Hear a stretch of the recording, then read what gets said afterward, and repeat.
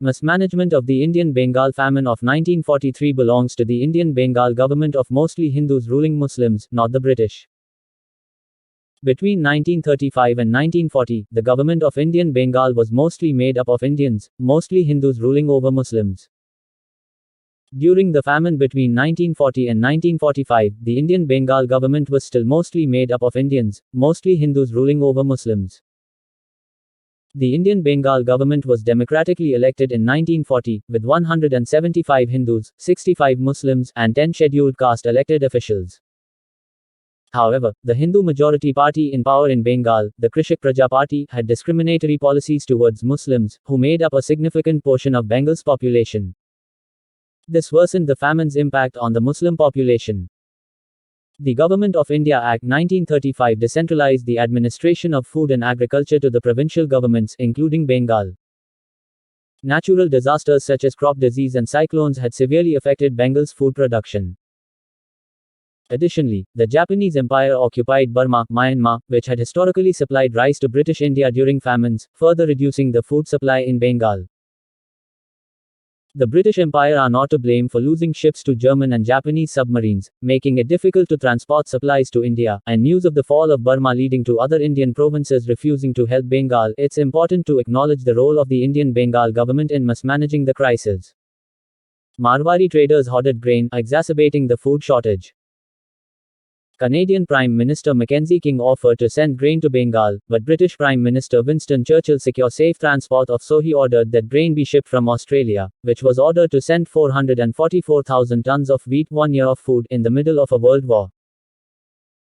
Churchill also wrote to American President Roosevelt for shipping support for grain, but Roosevelt refused to help because safe transport couldn't be secured and due to his belief that the complete destruction of Germany and Japan was a more pressing priority than helping with the famine. In conclusion, the mismanagement of food resources by the Indian Bengal government played the key role in exacerbating this crisis. Discrimination against Muslims population led them disproportionately suffer even more compared to their fellow Hindu peers during this period. According to Government of India Act 1935, food and agriculture related decisions were provincial issues, so ultimately those mostly Hindus governing Bengal are responsible for the missteps or intentional neglect regarding handling such matters effectively. Bengal was a presidency in British India, and it had a significant degree of self-rule and autonomy in certain matters since 1861. 1. Bengal Presidency. Bengal Presidency was one of the major administrative divisions in British India. It encompassed a vast territory that included present-day West Bengal, Bangladesh, and parts of Bihar and Orissa.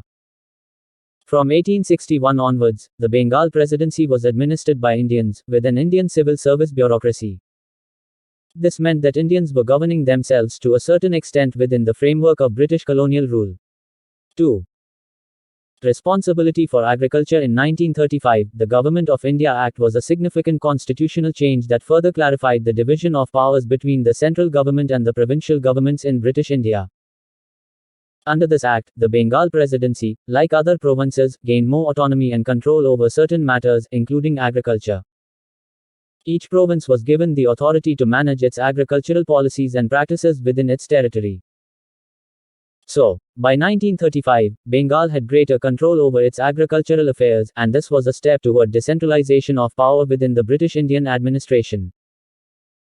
However, it's important to note that while provinces like Bengal had more autonomy, they were still under the ultimate authority of the British colonial administration and subject to its policies and decisions.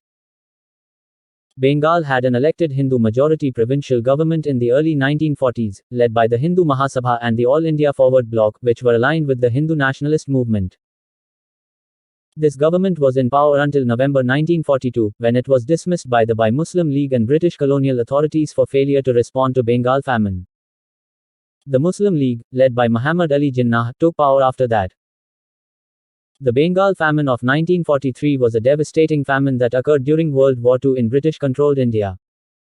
Lord Brabourne were not directly responsible for causing the famine, but their roles were connected to it. Lord Brabourne, also known as Lord Mountbatten, Lord Brabourne was the governor of Bengal at the time of the famine. While he did play a role in managing relief efforts during the famine, many historians have criticized the British administration's response to the crisis as inadequate. Some argue that more could have been done to prevent the widespread suffering and deaths.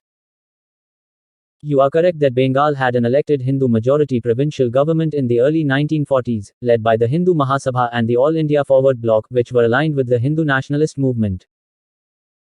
This government was in power until November 1942, when it was dismissed by the British colonial authorities. The Muslim League, led by Muhammad Ali Jinnah, took power after that. Lord Mountbatten was not ruling Bengal directly, but he held a significant position as the Governor-General of India during World War II. He had influence over various aspects of British administration in India during that time, including matters related to the famine. The British colonial administration as a whole took responsibility for alleviating the Bengal famine after failure by Hindu-led Bengal government, and Lord Mountbatten was part of that broader administration.